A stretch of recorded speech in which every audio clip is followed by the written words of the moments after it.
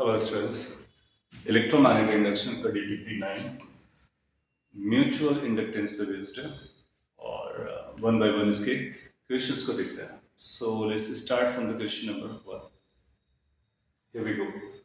पहला क्वेश्चन है, two coils are at fixed locations.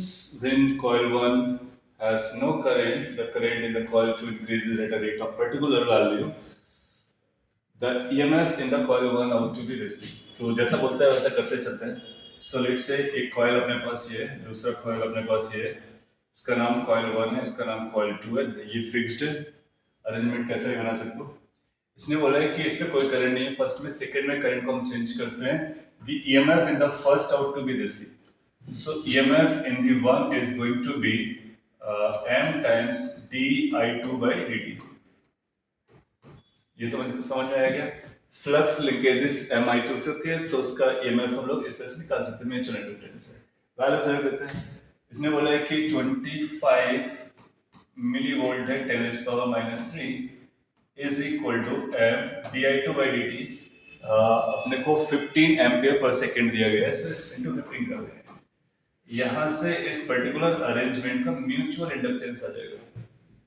Mutual inductance की वैल्यू आएगी 25 by 15 into 10 raised power -3 Henry. और भी सिंप्लीफाई कर सकते हैं इसको. तो ये बन जाएगा 5 by 3 into 10 raised power -3 Henry. तो इस कॉम्बिनेशन, इस अरेंजमेंट का ये म्यूचुअल इंडक्टेंस का वैल्यू हो गया. आगे देखते हैं. इसने बोला when coil 2 has no current, इस पे कोई करंट नहीं है. Coil 1 has a current of 3.6 ampere, इस पे करंट रन कराते हैं. तो कितना फ्लक्स लिंकेज आएगा. फ्लक्स लिंकेजेस तो हम लोग जानते हैं जो फ्लक्स लिंकेजेस है F flux link in the coil 2 will be m into current in the coil 1. Mutual inductance का कांसेप्ट ये है कि एक कॉइल का करंट अगर दूसरे कॉइल से फ्लक्स लिंक करता है तो वो लिंकेजेस हम इस तरह से दे रहे होते हैं. नाउ इस पे कैलकुलेशन की अगर बात किया जाए तो m अपने को मिल गया है, आई पता है, आंसर आ जाएगा. तो फ्लक्स लिंक जो आएगा 5 that will be m which is 5 by 3 into 10 raised power -3. और करंट कितना बताया इसने, 3.6 एम्पियर. 3.6 एम्पियर. सो वेबर में अपना फ्लक्स लिंक आ गया. और इसको अगर डिवाइड करोगे तो 1.2 आएगा, 6 आ जाएगा. 6 into 10 raised power -3 वेबर. और इसको मिली वेबर भी कह सकते हैं. सो डी ऑप्शन परफेक्टली मैच कर जा रहा है. So basic concept, current of one coil is giving the flux through the another coil. So this flux linkages is due to the arrangement, and arrangement का जो value है वो mutual inductance से निकलता है. Question number 2. Two coils A and B have coefficient of mutual inductance this. तो ये जो है ना म्यूचुअल होता है, एक का दूसरे से, दूसरे का पहला से, right. The magnetic flux passing through coil A changes by 4 Weber in 10 seconds due to change in current in B. तो मैग्नेटिक फ्लक्स जो A से पास कर रहा है वो चेंज होगा, वो रिलेटेड है करंट इन B.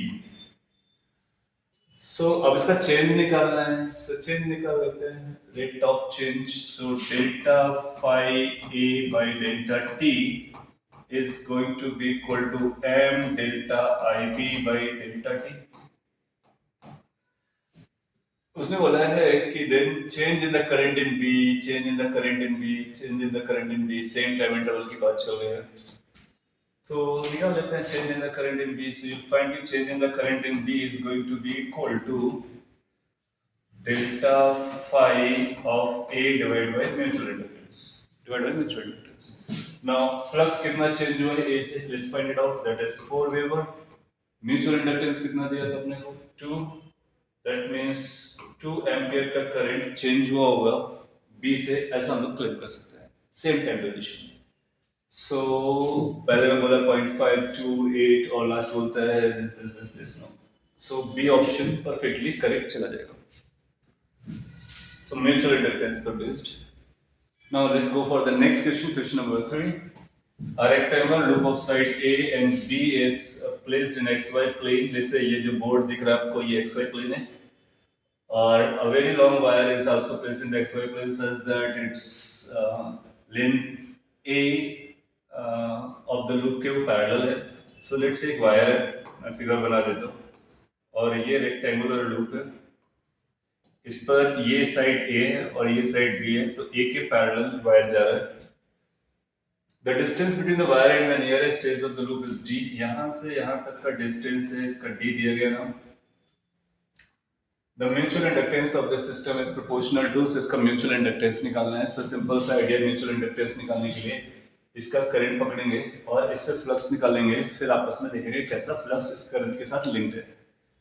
फ्लक्स निकालना हम लोगों ने पहले भी कर रखा है, तो एक बार फिर से अगर डिटेल में जाऊं, डायरेक्टली फॉर्मूला भी ले सकते हैं क्योंकि इतनी बार आपने किया है, फिर भी एक बार सॉल्व कर देता हूँ। यहाँ से डी फाई निकालोगे, so that d phi is going to be equal to mu naught I divide by 2 pi x, और एरिया के टर्म में आ जाएगा ए डी एक्स, इसको आप इंटीग्रेट कर लोगे, और x will run from d to d plus b, इस लोकेशन से इस लोकेशन तक, इजंट इट? सो जो फ्लक्स लिंकेज है या फ्लक्स पास कर रहा होगा उसकी वैल्यू आ रही है म्यू नॉट आई को अगर लोग बाहर भी करेंगे तो भी चलेगा, ये अगर mu naught a divide by 2 pi, this will get converted 1 upon x का इंटीग्रेशन ln x, लिमिट्स रखने के बाद, और सिंप्लीफाई करने के पास b plus D divide by D into this thing pi. और म्यूचुअल इंडक्टेंस का ये कहना होता है कि फ्लक्स को आप कंपेयर कर सकते हो m times the current from the another coil. So m can be calculated, that means ये जो नंबर दिख रहा है ब्रैकेट में, ये म्यूचुअल इंडक्टेंस है। क्वेश्चन पूछता है कि ये जो म्यूचुअल इंडक्टेंस है क्या वो a के प्रोपोर्शनल है? Yes, it's proportional to a। क्या ये b के प्रोपोर्शनल है? नो। क्या 1/d के प्रोपोर्शनल है? No. Current in the wire, अच्छा ऐसा लग सकता है, ओके ये म्यूचुअल इंडक्टेंस है तो उसका करंट से कोई लेना देना नहीं है, करंट के साथ फ्लक्स बना रहा है, तो इसका करेक्ट आंसर ए रहेगा। दैट मींस ए डायमेंशन के साथ ये डायरेक्टली प्रोपोर्शनल है। और म्यूचुअल इंडक्टेंस अरेंजमेंट का होता है, ना तो उसका फ्लक्स से कोई कनेक्शन है और ना ही आई say, as per the numbers constant of proportionality. Question number 4 says two coils of self-inductance L1 and L2 are placed very close to each other. Find the maximum mutual inductance between the two coils when particular current is passing through. आप जानते हो कि दो coils को अगर पास पास में रखा गया है और उनको कनेक्ट किया गया है, तो उसका जो मैक्सिमम म्यूचुअल इंडक्टेंस आएगा, आप सोचो कि अगर उनको पैरेलल में देखोगे तो पैरेलल के लिए एक एल इक्विवेलेंट निकाला था हम लोगों ने, L1 L2 minus m square divide by L1 plus L2 plus minus 2m prime. So m की वैल्यू L1 L2 मतलब ये पॉजिटिव रहना चाहिए, राइट? सो वहां से हम डिड्यूस कर सकते हैं कि m की जो मैक्सिमम वैल्यू है that is going to be under root L1 L2। So this is the max value, max value is root L1 L2। Now L1 कितना दिया अपने को?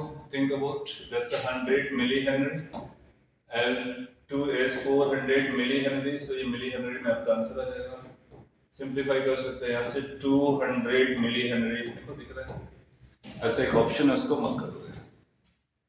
क्वेश्चन नंबर नेक्स्ट रीडेबल है, थोड़ा सा डाउन साइड करते हैं।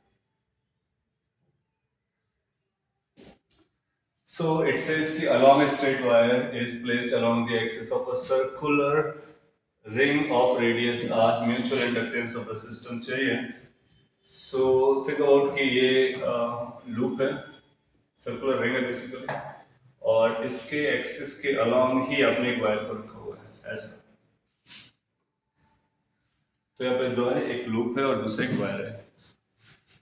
उसका म्यूचुअल इंडक्टेंस कितना आएगा? सो अगर अपने करंट इसके लिए म्यूचुअल इंडक्टेंस निकालने के लिए और लूप से हम लोग इसका फ्लक्स निकालेंगे, तो आप पाओगे इसकी जो फील्ड लाइंस होंगी वो कुछ तो ऐसे सर्कुलर रहने वाले हैं। फील्ड लाइंस इस लूप को इंटरसेक्ट नहीं कर पाएंगे, और या फिर ऐसा बोलो लूप के एरिया इसके साथ 90 डिग्री का एंगल बनेगा, तो फ्लक्स लिंकेज इज जीरो। ये समझे कहां से? Since flux linkage is zero, therefore mutual inductance is zero. It means इस कॉम्बिनेशन के लिए कोई म्यूचुअल इंडक्टेंस नहीं है, क्योंकि वायर का जो भी फील्ड लाइन है वो इस लूप के एरिया को कट करके नहीं निकलता है। प्लेन में है, प्लेन के बाहर है, but it's not penetrating not neither passing through, तो जब तक ये पास थ्रू नहीं करेगा तब तक वो फ्लक्स काउंट नहीं करेगा, तो 0 आंसर हो जाएगा। Question number 6, the average EMF induced in the secondary coil is 0.1 volt when the current in the primary coil changes from 1 to 2 ampere in particular time. What is the mutual inductance of this coil? So हम जानते हैं कि mutual inductance के लिए secondary coil का जो flux आएगा वो M इंटू प्राइमरी कॉइल के करंट से लिंक होता है। इसको जब डिफरेंशिएट करोगे तो बन जाएगा अपना EMF और इंड्यूस्ड EMF एवरेज वैल्यू निकालेंगे तो डेल्टा भी कर सकते हैं, ये बनेगा M D IP divide by dt। Since average चाहिए तो D will be converted into delta, so delta phi S divided by delta T is equal to M delta IP divided by delta D। Look carefully, ये लिखा हुआ है आपका induced EMF on an average, तो 0.1 is equal to M something to find out। का current कितना change हुआ है 2 to 1 to 2 गया, so 2 minus 1 कितने टाइम में 0.1 सेकेंड में। छोटा सा नंबर है, सॉल्व करेंगे m निकल आएगा, तो इस कॉम्बिनेशन का म्यूचुअल इंडक्टेंस मिल गया। म्यूचुअल इंडक्टेंस आ गया 0.1 into 0.1 that is 0.01 हेनरी। सो उस कॉम्बिनेशन जिसके बारे में ये बात कर रहा है उसका म्यूचुअल इंडक्टेंस इस नंबर से दिया जा सकता है। Let's come to the next problem, problem number 7, similar type का। The mutual inductance between two coils is 2.5 Henry and their current. If the current in one coil is changed at the rate of 1 ampere per second, what will be the EMF induced in the other coil? Same formula repeating. So flux through other coil is equal to M current in the first coil. EMF बोले तो d phi 2 by dt, ये वो EMF है जो second coil में आ रहा है, वो इसमें पूछा है, and this is going to be M into di1 by dt। Can you think of कि जो induced EMF the second coil है वो निकाला जा सकता है। म्यूचुअल इंडक्टेंस इज 2.5 और करंट का वेरिएशन कैसा दिया है 1, सो अपना आंसर आ गया 2.5 volt. Numerical calculations is also very simple, easily can be performed. थोड़ी प्रैक्टिस करने के बाद आप देख करके आंसर देने वाले हो और एग्जाम के लिए डेफिनेटली बहुत ही ज़्यादा महत्वपूर्ण है। Question number 8, find the mutual inductance between the straight wire and the square. ये भी किया था, जस्ट अभी किया था, आपको याद होगा। इसकी वजह से अब एक फ्लक्स निकाला था, फ्लक्स कुछ आया था म्यू नॉट आई, और यहाँ पर ये वाली डायमेंशन है तो स्क्वायर से वो ए हो जाएगा divide by 2 pi ln this plus this, that means a plus b divide by b से लेकर के अंदर लिमिट लगाता हूँ। सो इसको कंपेयर कर लो तो यहाँ से अपने को म्यूचुअल इंडक्टेंस का फॉर्मूला मिल गया M is equal to phi I, आपस में करेक्ट प्रोपोर्शनलिटी कांस्टेंट को निकाल लेते हैं, तो आएगा mu naught a divide by 2 pi ln of 1 plus a by b, or whatever way you want to write, you can write it. So when you do practice a number of times, you remember the results. तो आपको वहाँ पे integrate करना नहीं है, time बचा सकते हो, करेक्ट आंसर दे सकते हो, जो कि बहुत जरूरी है एग्जाम को लेकर के। Question number 9, it says a circular coil A of 20 turns and radius 2 cm is placed coaxially at the center of another coil B of this turn and radius this। Calculate। Coaxial place किया गया है, सो एक minute के लिए coplanar भी ले लेते हैं।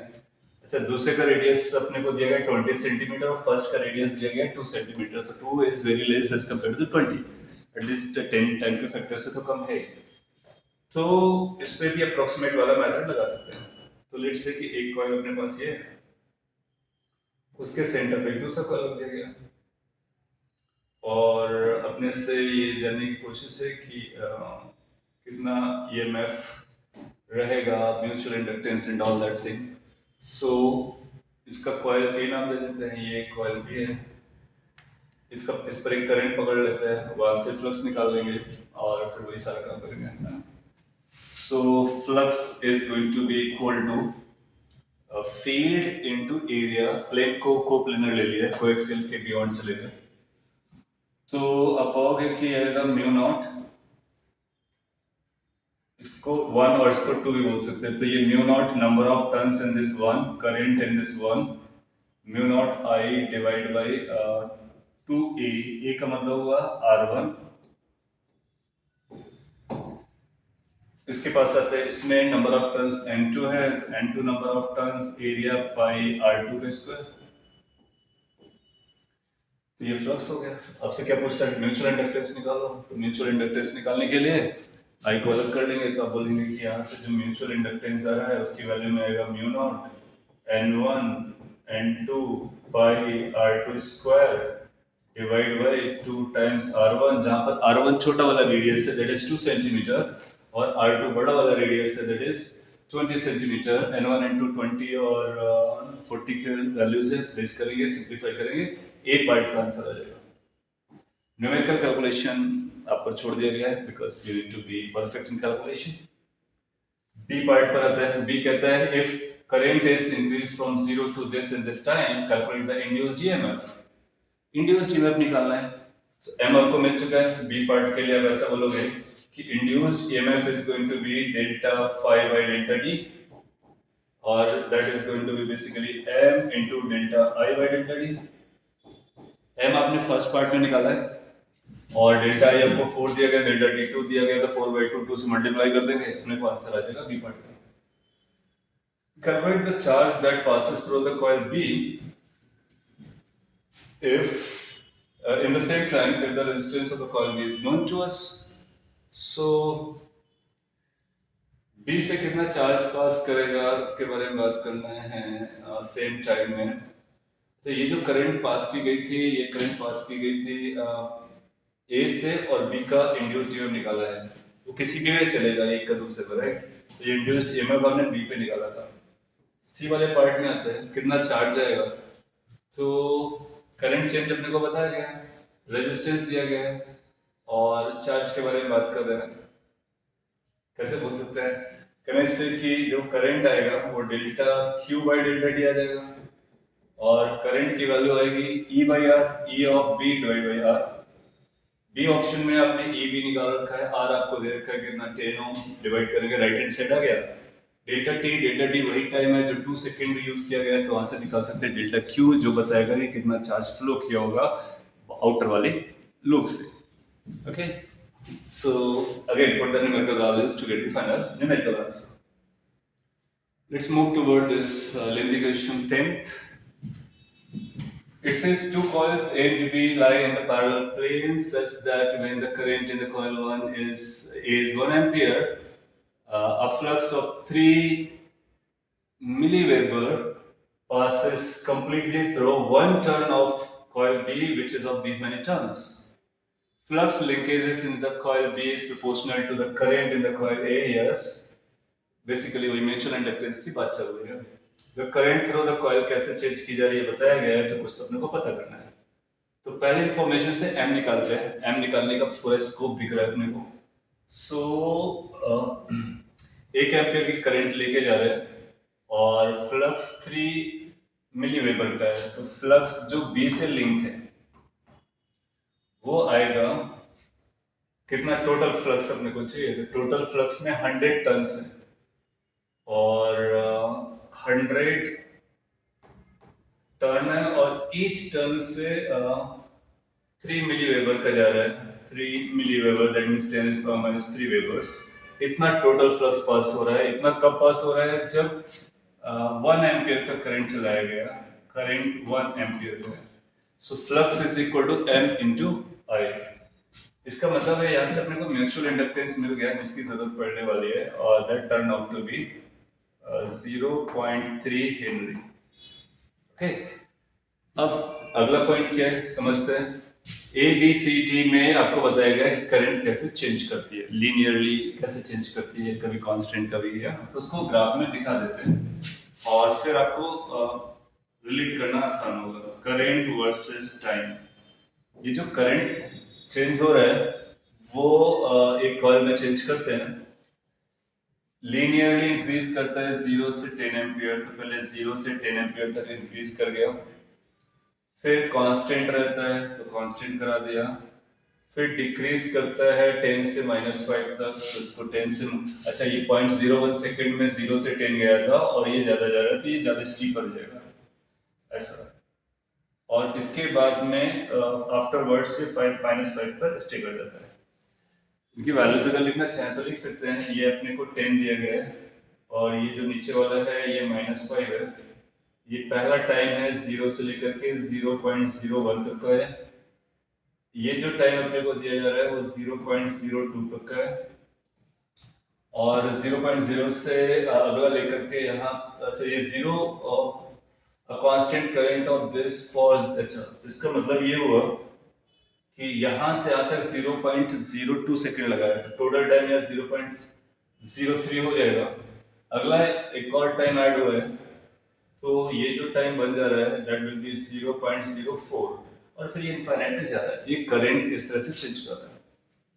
फर्स्ट पॉइंट पूछता find the induced EMF in the coil for the process A B C and D.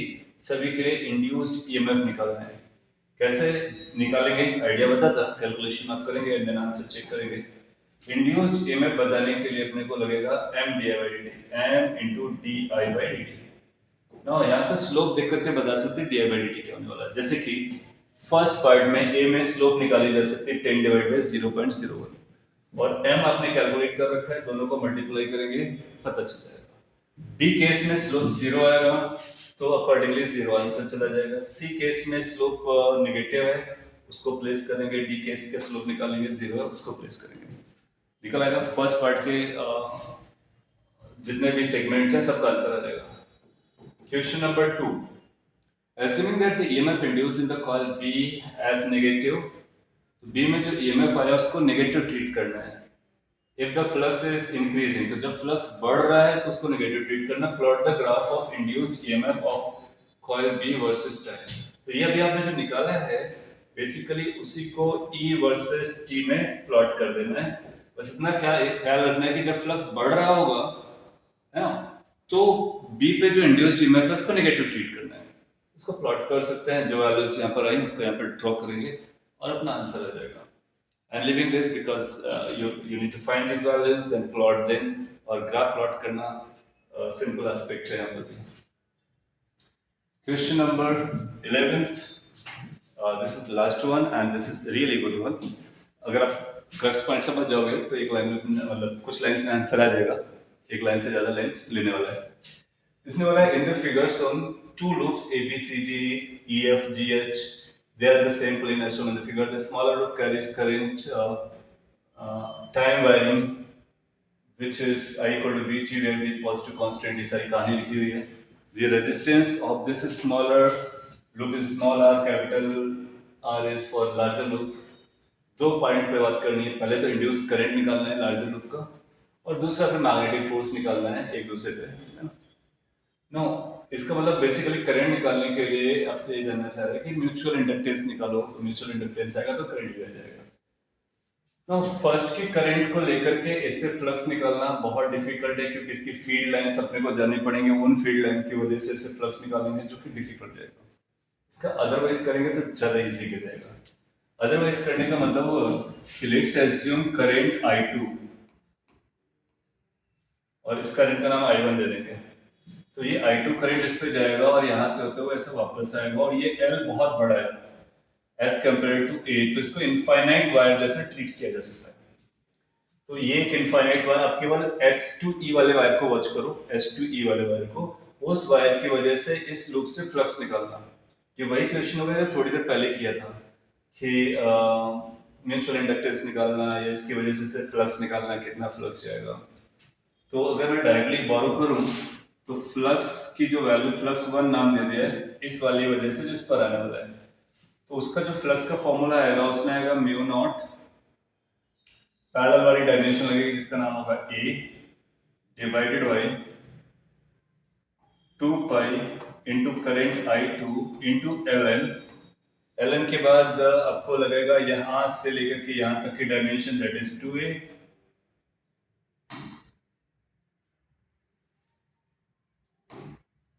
2A divide by A। ये डायरेक्ट फॉर्मूला मैं यूज कर दे रहा हूं। अच्छा, इस वाले वायर की वजह से जब देखेंगे, इस वाले वायर की वजह से, तो इसका फ्लक्स अगर ऊपर आ रहा है तो उसका फ्लक्स अंदर जाएगा, अपोजिट जाएगा। तो दूसरा फ्लक्स जो φ2 आएगा सेकेंड वाले वायर की वजह से, फाइबर φ2 मैं इसी का नाम दे रहा हूँ, ध्यान से समझने का। तो यह आ जाएगा mu naught A divide by 2 पाई, उसका भी पैरेलल डायमेंशन अभी भी ए है, और करंट I2 रहेगा Ln के साथ जो टर्म्स आने वाले उनका ध्यान समझो। यहां से यहां तक की टोटल डिस्टेंस 3 है और क्लोजेस्ट डिस्टेंस 2 है, ऐसा कर देंगे। नो नेट फ्लक्स निकालना होगा तो इन दोनों फ्लक्स को सब्ट्रैक्ट मारेंगे, नेट फ्लक्स एक अंदर जाएगा तो एक बाहर जाएगा, ऐसा बोल सकते हैं। So let's say that is φ2 minus φ1 और वाइस वर्सा, जो भी नेगेटिव नहीं रखना है तो φ1 माइनस, क्योंकि φ1 पे ज्यादा फ्लक्स जाएगा, ये क्लोज बाई है। सो φ1 माइनस φ2 कर लेते हैं। इस नंबर को जब लगाएंगे तो ध्यान से देखोगे ये आएगा mu naught A I2 divide by 2 pi, that's common in both of them. वहां से आएगा Ln2 माइनस Ln3/2। Ln की अपनी प्रॉपर्टीज होती हैं, उसको यूटिलाइज कर लेंगे तो ये फ्लक्स की जो वैल्यू आ रही है that turn out to be mu naught A I2 divided by 2 pi into Ln 4/3। यहाँ से फ्लक्स एक दूसरे का लिंक निकल के आया है। क्वेश्चन पूछ रहा था induce current in the larger loop बताइए, इंड्यूस करंट बताइए। अच्छा, ये जो फ्लक्स आ रहा है, ये जो फ्लक्स आ रहा है वो यहां से हम लोग इसका म्यूचुअल इंडक्टेंस निकाल सकते हैं, mutual inductance. So mutual inductance अपने को समझ में आ गया, that is mu naught A by 2 pi, mu naught A by 2 pi Ln 4/3 आएगा। अब ये पूछता है कि करंट को हम चेंज कर रहे हैं, फर्स्ट वाले के सेकंड में कितना इंड्यूस करंट आएगा। तो अब आई की वजह से यहाँ पे सेकंड वाले में निकालना, तो उसके लिए हम बोलेंगे लेट्स उसका नाम I डैश है। I dash is going to be equal to, पहले तो फ्लक्स निकालते हैं, तो flux is going to be equal to m into I. तो इसमें EMF कितना आएगा, ये सारा EFGH के लिए चल रहा है, किसके लिए, EFGH कॉइल के बारे में, और करंट चेंज हुआ है फर्स्ट वाले में, तो ये आ जाएगा m into di/dt। Look carefully कि i अपने को पता है फंक्शन ऑफ t, यस, तो di/dt कितना हो जाएगा b, ये बन गया m इंटू b। अच्छा, इतना अगर इसमें EMF आया तो इसका रेजिस्टेंस कैपिटल आ रहा है, तो करंट कितना आ जाएगा, let's current is I, so that is going to be E/R। तो अपना आंसर आ गया MB/R। ओके, एक बार ये करंट आ गया, इसको प्रॉपर फॉर्म में लिख देते हैं, जिसमें m की वैल्यू भी रख देते हैं, तो ये बन जाएगा mu naught A B divide by 2 pi R for resistance है, इंटू Ln 4/3। इतना करंट इंड्यूस्ड आएगा उस वाली कॉइल में EFGH में, अगर इसके करंट को हम चेंज करें। अच्छा विष्णु, तो पहले म्यूचुअल इंडक्टेंस निकाला, फिर इसको फ्लिप मार लिया। दूसरा पार्ट बोलता है magnetic force on the loop EFGH due to loop ABCD। अच्छा, ABCD की वजह से इस पे निकालें या इसका उस पे निकालें, चलेगा, बिल्कुल चलना चाहिए। तो अब आपके लिए एज अ वर्क मैं छोड़ देता हूँ और बता के कैसे करना है। देखो, ये वाले ब्रांच की वजह से इस पे एक मैग्नेटिक फील्ड रहेगी, उस मैग्नेटिक फील्ड की वजह से इस पे फोर्स आएंगे। एक इंडिपेंडेंट क्वेश्चन किया गया होगा कि एक करंट कैरिंग वायर, मैं यहाँ पे बना देता हूँ ताकि आप उसको रिलेट कर पाओ। एक करंट कैरिंग वायर आपको पता हो और एक ऐसे स्क्वायर लूप पता हो, तो इसकी वजह, और इस पे करंट आई चल रहा है, ये आपको नोन है, और इसका करंट हम लोगों ने निकाला, वो आई आ गया। इसकी वजह से इस पर कितना फोर्स लगेगा वो निकाला जा सकता है, निकाला जा सकता है। इसकी मैग्नेटिक फील्ड यहाँ पर दोनों के फोर्स को सेपरेट करेंगे और ये वो हॉरिजॉन्टल वाले कैंसिल आउट कर देंगे एक दूसरे को। अच्छा, ये निकलेगा HE वाले सेगमेंट से। इसके बाद सिमिलरली एक और सेगमेंट अपने पास है क्लोज बाय, जिसका नाम है FG, उस पर भी आई करंट निकाल रहा है, तो सेम फोर्स फिर से निकालेंगे और उन दोनों फोर्स का जो रिजल्टेंट वैल्यू है वो कैलकुलेट कर देंगे।